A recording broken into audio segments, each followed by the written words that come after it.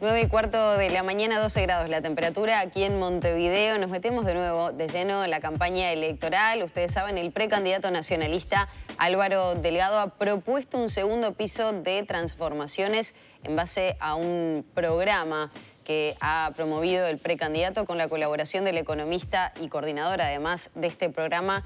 Hablamos de Agustín Iturralde, que le agradecemos muchísimo que nos acompañe en esta mañana. Hay muchos ítems, muchas propuestas, así que ya lo tenemos ahí ese programa. Iturralde, bienvenido. Muy buenos días, Magdalena, un gusto enorme estar acá de vuelta. De la misma manera. ¿Qué plantea este segundo piso de transformaciones? Hay muchas problemáticas que no se lograron atacar, índices que subieron. Pienso, por ejemplo, en la pobreza infantil, pienso también en la productividad, en el atraso cambiario. Son algunas de las cuestiones que están sobre la mesa. Sí, también creo que en la enorme mayoría de las cosas los indicadores muestran mejores resultados que en 2019. En empleo, en salario, en inflación. En la gran mayoría de las cosas creo que tenemos un primer piso de elaboraciones que creo que permite que este programa mire un poquito más lejos. El nombre del programa es, bueno, que podemos ser un país desarrollado, el primer país desarrollado de América Latina, que es una visión, ¿no? Claramente no es que creamos que esto se pueda hacer fácil en 5 años. Sí tenemos como algunas ideas muy concretas para estos 5 años, para cómo damos un salto en nuestro nivel de desarrollo en los próximos 5 años. Pero sí creemos que lo hecho por este primer gobierno en la mayoría de los temas permite, bueno, mirar más lejos. Y creo que uno va recorriendo el programa y, bueno, ese es como el hilo conductor, ¿no? Lo hecho es esto, los resultados son estos, en algunos casos son más notoriamente muy buenos, en otros casos son aceptables, en otros casos claramente hay oportunidades de mejora. Y bueno, ¿qué es lo que sigue? ¿Qué es lo que toca en cada uno de esos temas? Y bueno, uno creo que, por ejemplo, para nombrar algunas cosas, inflación, teníamos un país que estaba acostumbrado a tener una inflación entre el 8 y el 10%. Eso es la tercera inflación más alta de América del Sur después de Argentina y Venezuela. Bueno, tenemos una inflación que bajó a menos de la mitad y que decimos, bueno, una inflación normal en un país como Uruguay tiene que ser del 3%. Y esa es la meta que nos ponemos.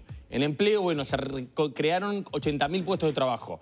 Creo que lo que toca en empleo es atacar los grandes bolsones de desempleo, típicamente desempleo juvenil, de baja calificación. Bueno, cómo tocamos esos grandes bolsones que no van a mejorar simplemente con un poco más de crecimiento económico, sino que requieren otras políticas más específicas. Esa es como la línea argumental del programa de alguna forma. Es, bueno, lo hecho es esto, lo logrado es esto. ¿Qué es lo que sigue? Hay que mirar más lejos y creo que presenta una mirada ambiciosa de lo que el Uruguay puede ser. Ahora, en ese sentido, pienso, por ejemplo, en algo que usted mismo ha declarado. Somos uno de los países más desarrollados de América Latina, sin embargo, el índice per cápita de nuestro país, del PBI, es mucho más bajo que tal vez de lo que puede hablarse de un país prácticamente de los mejores a nivel de desarrollo.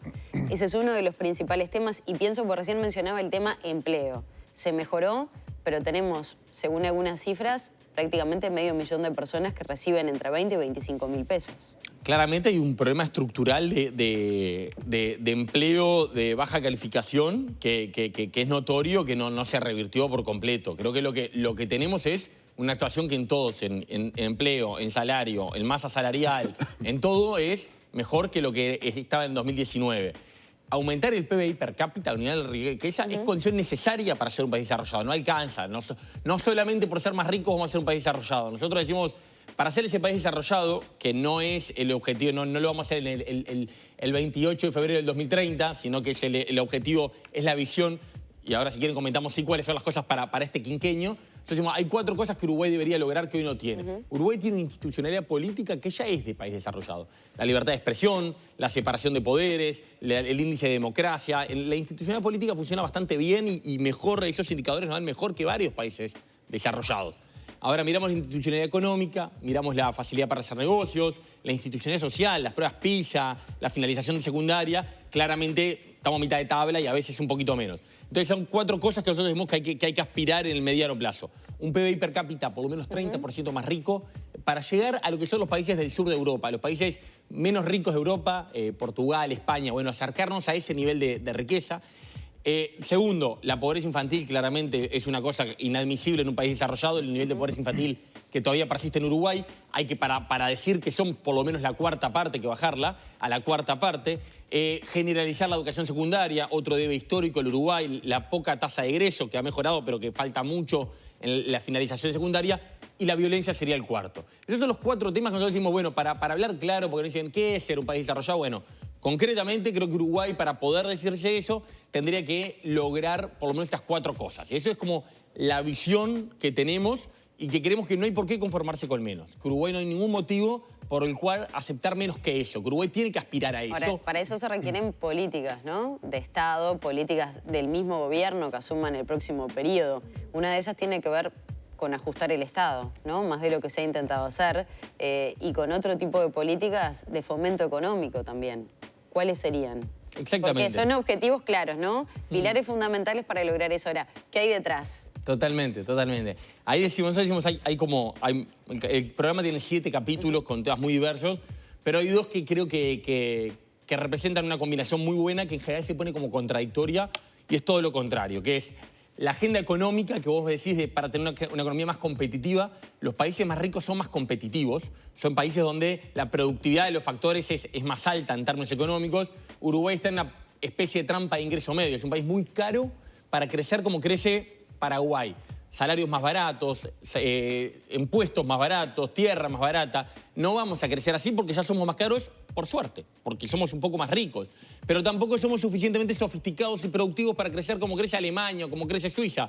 Que ahí va la inversión a pagar factores mayores, a pagar salarios mayores, pero obviamente espera una inserción internacional de primer nivel, una infraestructura muy eficiente, unas relaciones laborales muy modernas. Bueno, ahí es hacia donde claramente tenemos que ir. Y ahí, bueno, lo que proponemos es, en el capítulo 1, una agenda pro competitividad que trata de desatar ese nudo, ¿no? De, bueno, ¿cómo hacemos? Un tema que hemos hablado varias veces en esta mesa, May, desde mi rol anterior, que es cómo hacemos de este país un país más barato. Y ahí para ahí hay una cosa central para nosotros. Uruguay es un país que uno mira el PIB per cápita y es más alto que el de Chile. El uruguayo promedio, en principio, nominalmente, es más rico que el chileno promedio. Ahora, cuando lo pasa por precios, cuando miramos los precios de Uruguay y de Chile, al revés. El chileno promedio va a ser más rico porque Chile es un país más barato. Entonces, en hacer de este país un país más barato, en trabajar en reformas pro competencia que decimos nosotros, y tenemos una lista bastante concreta y específica de en qué consistirían, de remover barreras de entrada al mercado de nuevo jugador, que hacen... Los países chicos muchas veces tienen problemas de precios porque muchas veces en los países chicos pocas empresas terminan controlando el mercado. Bueno, por eso es tan clave remover barreras, promover la competencia para bajar el costo de vida y de producción en Uruguay. Hay una cosa muy, muy importante para nosotros en este salto de competitividad que hemos dado. También en ese capítulo hablamos de modernización de las relaciones laborales, hablamos de seguir bajando la inflación, hablamos de políticas específicas para los sectores. Y esto se combina muy bien con la otra pata que es el capítulo social, que nosotros decimos, necesitamos una economía más competitiva y más productiva para tener más recursos para la salud, para la educación, para las jubilaciones, para los salarios. Ahora, también sabemos que es al revés también. Personas más saludables y personas más formadas, más educadas, son personas más competitivas y más productivas. Eso es un país desarrollado. Un país se retroalimenta, es un círculo virtuoso. Lejos de estar contrapuestas la agenda social y la agenda económica, cuando uno va a un país desarrollado, por cierto que es un país donde la gente vive mejor, pero también es un país donde la gente es más productiva. Y bueno, activar ese círculo virtuoso es como lo que para mí el core de lo que hay que apuntar. ¿En la modernización de las relaciones laborales cabe la reducción laboral a 6 horas?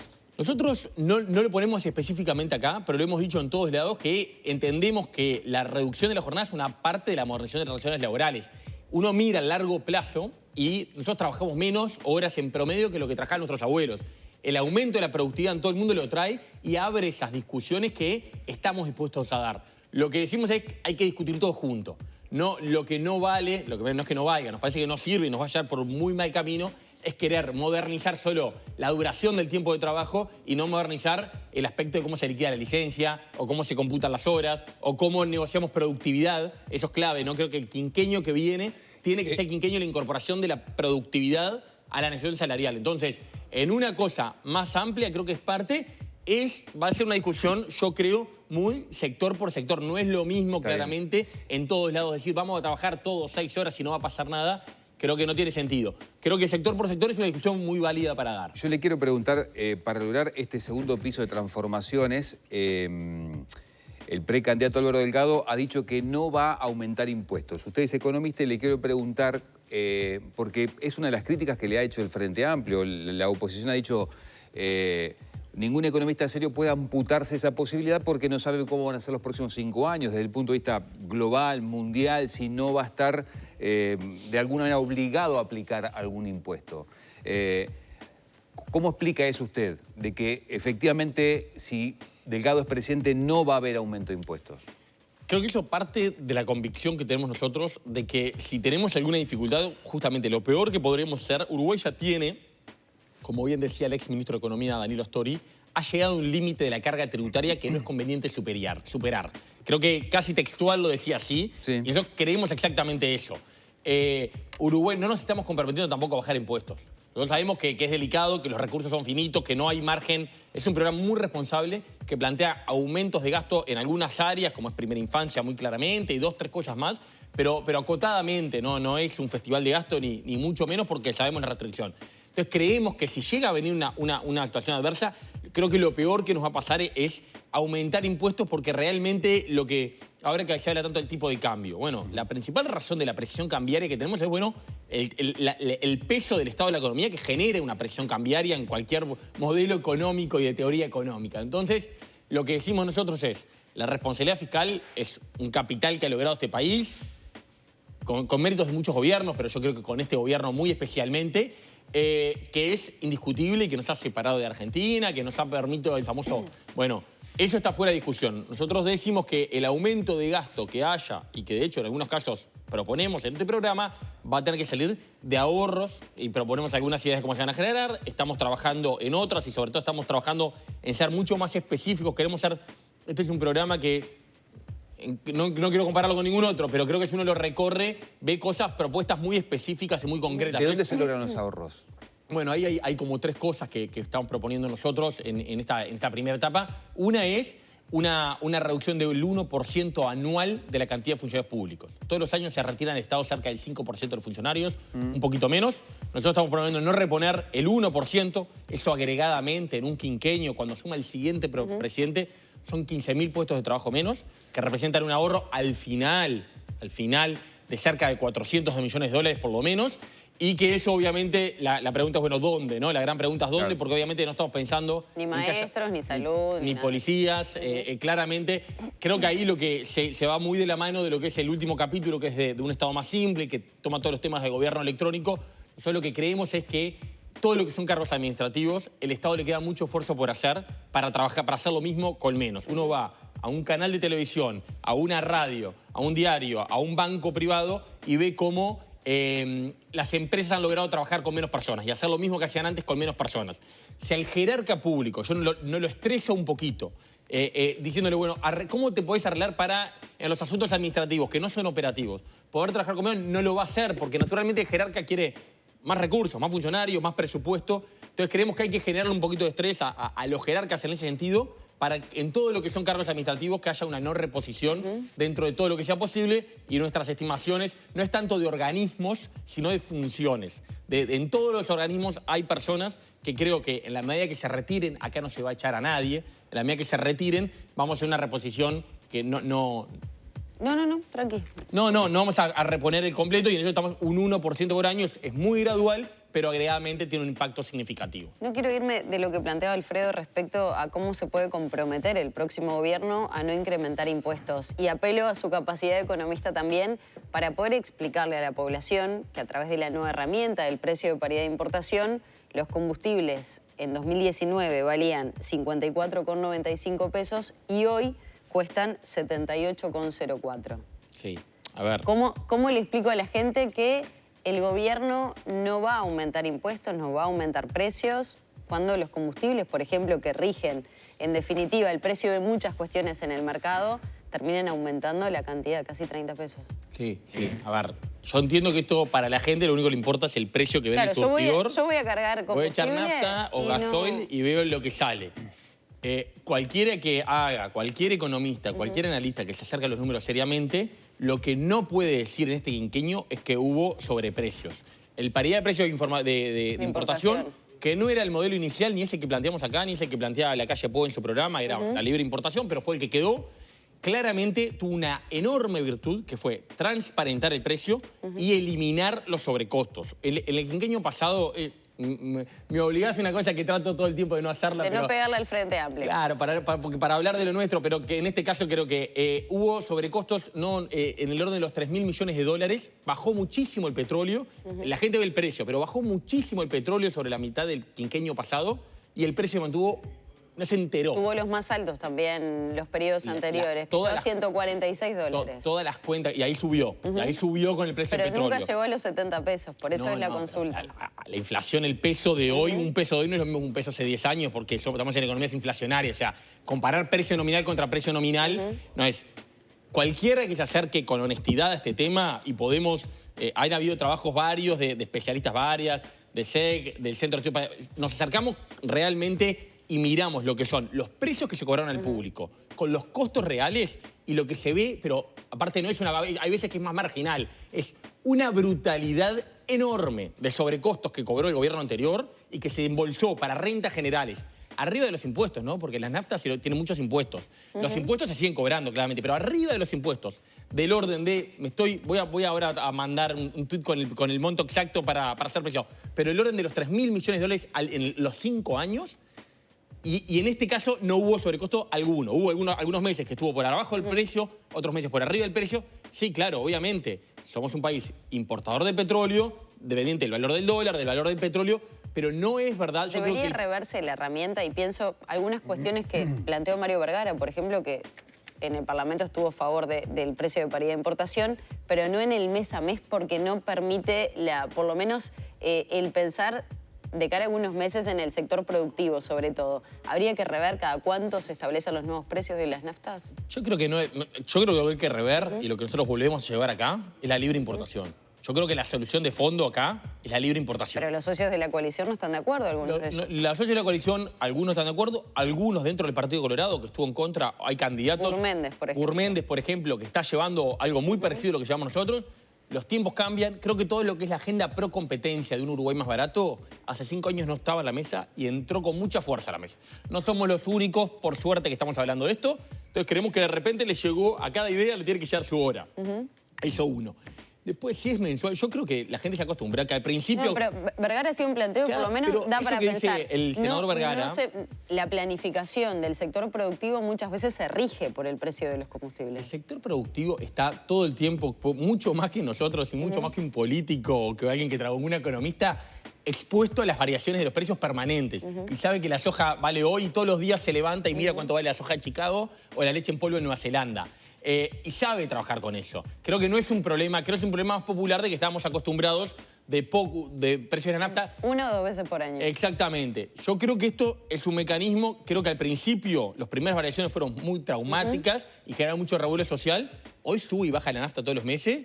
Ustedes dan la noticia, acoso. Sí, ya el 27 estamos averiguando qué pasa, ¿no? Y la vida sigue y creo que lo importante y lo que es, de vuelta, yo sé que no es que me tengan que creer, pregúntenle o traten de escuchar a los especialistas que les generen más confianza.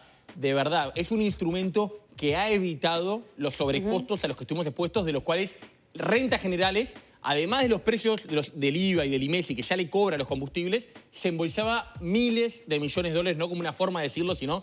Y que eso, obviamente, un sobrecosto sobre todos para financiar. Bueno, eso se terminó. Bien. Creemos que no es suficiente, creemos que hay que volver por la liberalización, como creemos que hay que hacer reformas pro competencia, no solo en empresas públicas, también en sectores manejados por empresas privadas, de alimentos, de productos de higiene personal. Creemos que la agenda pro competencia, lo de ANCAP es lo más claro, es lo más nítido. Creemos que también de la puerta de la refinería para afuera hay ganancias de eficiencia para hacer, en la distribución, en la comercialización y en otros productos. Creemos que el próximo quinquenio realmente es el quinquenio donde tengamos algunas reformas que generen un impacto en el costo de vida de las personas, que eso es crítico para que algunos salarios que uno comenta en Argentina, en Chile, ¿cuál es un salario en Uruguay? Se lo dice en dólares. Ah, mirá, no ganan tan mal ustedes, claro. Hasta que viene a vivir acá y ve lo que valen las cosas. Claro, el costo país, digamos. ¿Este segundo piso de transformaciones se puede hacer igual aunque el plebiscito de la reforma de seguridad social salga?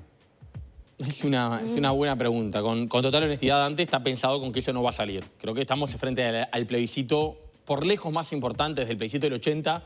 No hubo ninguna instancia de democracia directa que fuera tan determinante para la suerte del país como es eso.